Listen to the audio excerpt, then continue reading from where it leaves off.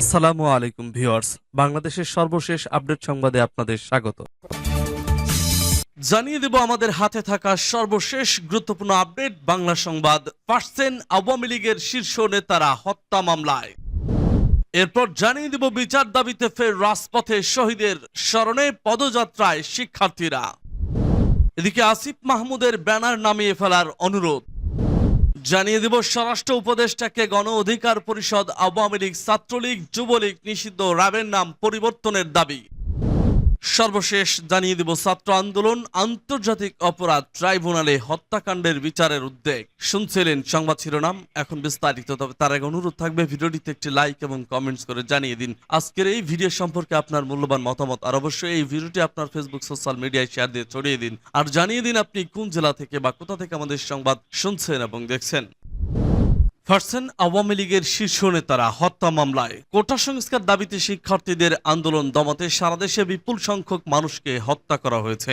গণমাধ্যমে তথা অনুযায়ী গত 16 জুলাই থেকে 11 আগস্ট পর্যন্ত অন্তত 580 জনের মৃত্যুর খবর পাওয়া যায়।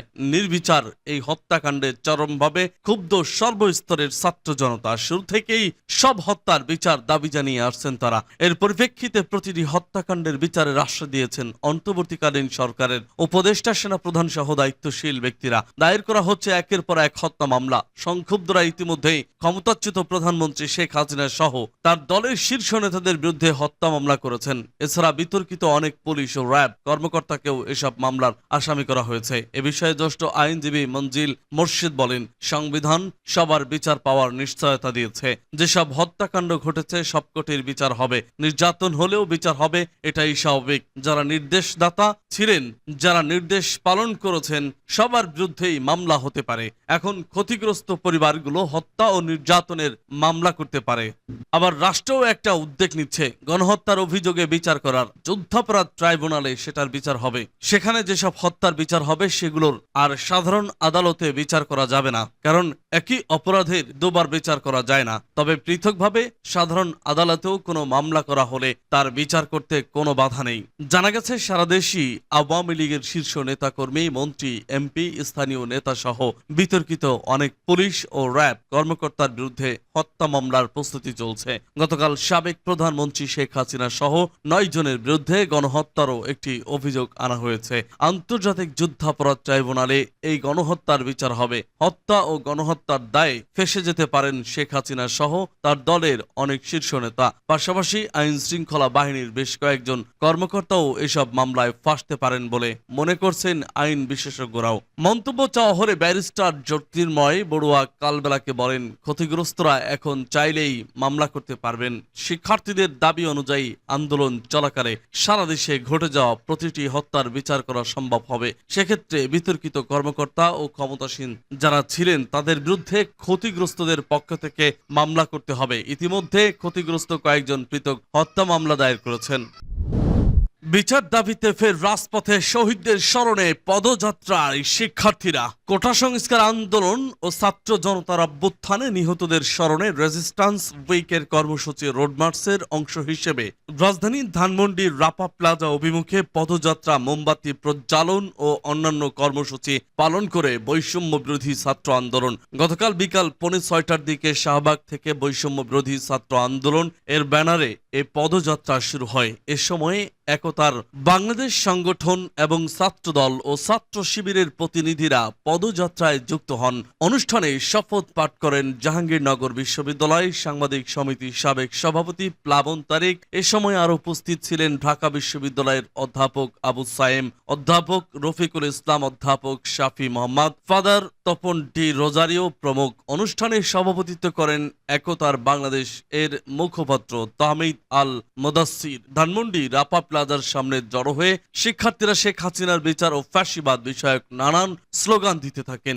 এরপর গান ও আবৃত্তির মাধ্যমে নিহতদের শ্রদ্ধা জানানো হয়। পরে মোমবাতি প্রজ্বলন করে নিহতদের জন্য দোয়া করেন তারা। শেষে ফ্ল্যাশ লাইট জ্বালিয়ে 1 মিনিট নীরবতা পালন করে মিছিলটি ফিরে যায়। এ সময় বৈষম্য বিরোধী ছাত্র আন্দোলনের অন্যতম সমন্বয়ক হাসনাত আব্দুল্লাহ বলেন, শেখ হাসিনা তার ক্ষমতা টিকিয়ে রাখার জন্য লাঠিয়াল বাহিনী, পুলিশ দিয়ে এভাবে শিক্ষার্থীদের রাস্তায় মেরে ফেলেন। আমরা আপনাদের বলে দিতে চাই, নৌকার তলা ফুটো হয়ে গেছে। যতই বৈঠা নিয়ে নাড়ুন, লাভ হবে না। নৌকার পাটাতন বাঙালিরা খুলে দিয়েছে।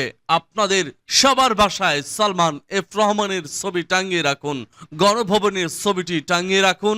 যারাই আজ বিভাজনের রাজনীতি করবে তাদের অবস্থা 5ই আগস্টের গণভবনের মতো হবে।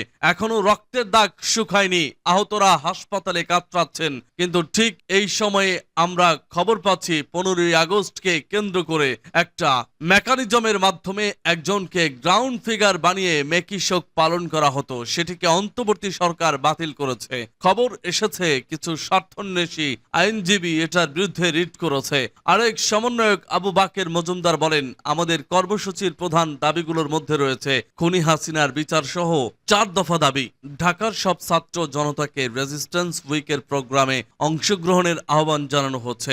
এছাড়া সারা দেশে যেসব স্থানে নিহতের ঘটনা ঘটেছে সেসব স্থানে পদযাত্রা, মোমবাতি প্রজ্বলন ও দোয়া কর্মসূচি পালনের আহ্বান জানানো হচ্ছে। তাদের দাবিগুলো হলো ফ্যাসিবাদী কাঠামোকে ব্যবহার করে যেসব হত্যাকাণ্ড ঘটনা ঘটানো হয়েছে সেগুলোর দ্রুত বিচার নিশ্চিত করতে বিশেষ ট্রাইব্যুনাল গঠন করতে হবে। সংখ্যালঘুদের উপর আওয়ামী লীগ ও 14 দল সহ যারা পরিকল্পিত ডাকাতি ও লুণ্ঠনের মাধ্যমে গণ অভ্যুত্থানকে বিতর্কিত করার প্রচেষ্টায় অংশগ্রহণ করেছে তাদের বিচার নিশ্চিত করতে হবে। প্রশাসন ও বিচার বিভাগে যারা ছাত্র জনতার অভ্যুত্থানে হামলা, মামলা এবং হত্যাকাণ্ডকে বৈধতা দিয়েছে এবং ফ্যাসিবাদ বারংবার কায়েমের চেষ্টা করেছে তাদের দ্রুততম সময়ের অপসারণ ও বিচার নিশ্চিত করতে হবে। প্রশাসন ও বিচার বিভাগে যারা এতদিন বৈষম্যের শিকার হয়েছে তাদের জন্য সমান সুযোগ সুবিধা নিশ্চিত করতে হবে। শাহবাগের শপথ অনুষ্ঠানে জাহাঙ্গীরনগর বিশ্ববিদ্যালয়ের সাবেক অধ্যাপক ডক্টর আব্দুল লতিফ মাসুম বলেন, যতদিন দেশ থেকে কুচক্রী মহল বিতাড়িত না হবে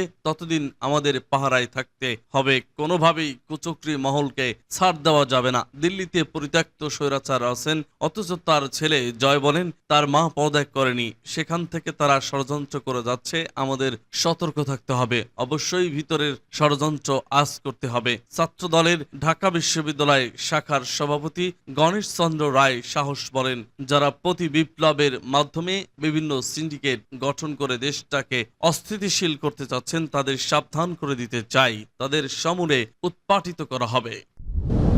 আসিফ মাহমুদের ব্যানার নামিয়ে ফেলার অনুরোধ। যুব ক্রীড়া মন্ত্রণালয়ের উপদেষ্টা এবং বৈষম্য বিরোধী ছাত্র আন্দোলনের উপদেষ্টা আসিফ মাহমুদ তার ছবি ব্যবহার করে ব্যানার ও ফেস্টুন তৈরি করা থেকে বিরত থাকার আহ্বান জানিয়েছেন। একই সঙ্গে যেসব ব্যানার করা হয়েছে সেগুলো নামিয়ে ফেলার অনুরোধ করেছেন। বুধবার নিজের ফেসবুক দেওয়া এক পোস্টে এই অনুরোধ জানান আসিফ মাহমুদ। আসিফ মাহমুদ তার ফেসবুকে লেখেন, ইতিমধ্যে আমার ছবি ব্যবহার করে বিভিন্ন জায়গায় ব্যানার এবং ফেস্টুন তৈরি করা হচ্ছে, যেটা আমার জন্য অত্যন্ত বিব্রতকর। আমরা সকলে মিলেমিশে একটি নতুন এবং সত্যিকারের জনগণের স্বাধীন বাংলাদেশ বিনির্মাণ করার জন্য কাজ করছি, যেখানে নেতা নয় নীতি বড় হবে। তাই সকলকে আমার ছবি ব্যবহার করে ব্যানার এবং ফেস্টুন তৈরি করা থেকে বিরত থাকার আহ্বান জানাচ্ছি। যেসব ব্যানার করা হয়েছে সেগুলো নামিয়ে ফেলার অনুরোধ করছি। সমন্বয়ক পরিচয়ে কেউ অন্যায় কাজের সঙ্গে লিপ্ত হলে কঠোর ব্যবস্থা নেওয়ার হুঁশিয়ারি দেন আসিফ মাহমুদ। তিনি লেখেন, ভুয়া সমন্বয়ক পরিচয়ে বিভিন্ন জায়গায় থেকে অনৈতিক কাজের চেষ্টা করারও অভিযোগ এসেছে, যেটা খুবই দুঃখজনক। সুতরাং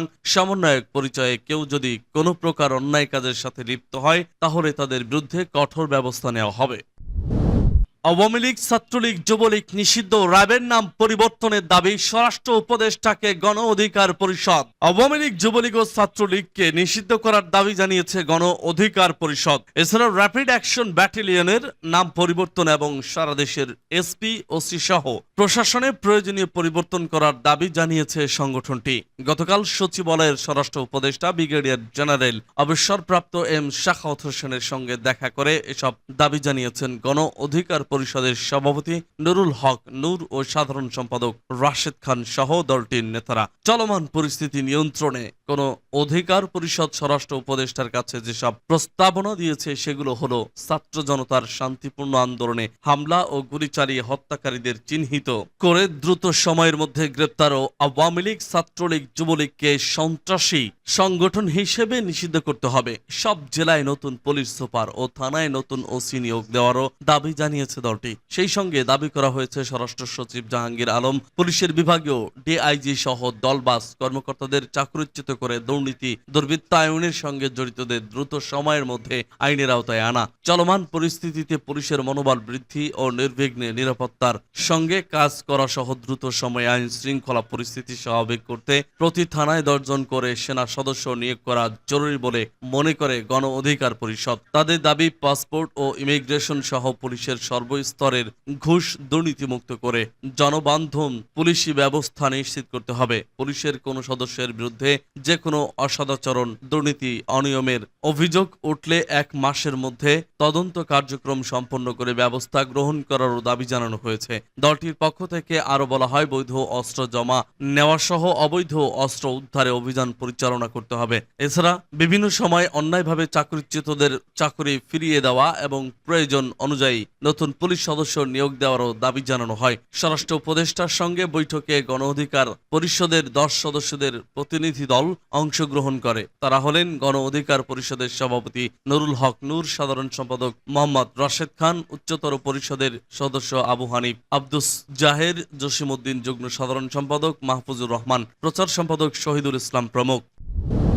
ছাত্র আন্দোলন আন্তর্জাতিক অপরাধ ট্রাইব্যুনালে হত্যাকাণ্ডের বিচারের উদ্যোগ। ছাত্র জনতার আন্দোলন চলাকালে যেসব হত্যাকাণ্ড ঘটেছে তার বিচার করার সিদ্ধান্ত নিয়েছে অন্তর্বর্তী সরকার। গত 1 জুলাই থেকে 5 আগস্ট পর্যন্ত ছাত্র জনতার অভ্যুত্থানে সংগঠিত হত্যাকাণ্ডের মামলার বিচার হবে আন্তর্জাতিক অপরাধ ট্রাইব্যুনালে। 1971 সালে মুক্তিযুদ্ধের বিপক্ষে অবস্থান নিয়ে মানবতা বিরোধী অপরাধে জড়িত ব্যক্তিদের বিচারের আওতায় আনতে আন্তর্জাতিক অপরাধ ট্রাইব্যুনাল গঠন করেছিল আওয়ামী লীগ সরকার। এই ট্রাইব্যুনালে মানবতা বিরোধী অপরাধের দায়ে জামায়াত বিএনপির বেশ কয়েকজন নেতার বিচার হয়, পরে তাদের সাজা কার্যকর করা হয়। এখন ছাত্র জনতার আন্দোলনকালে সংগঠিত হত্যাকাণ্ডে ক্ষমতাচ্যুত প্রধানমন্ত্রী শেখ হাসিনা সহ আরো অনেকের জড়িত থাকার অভিযোগ উঠেছে।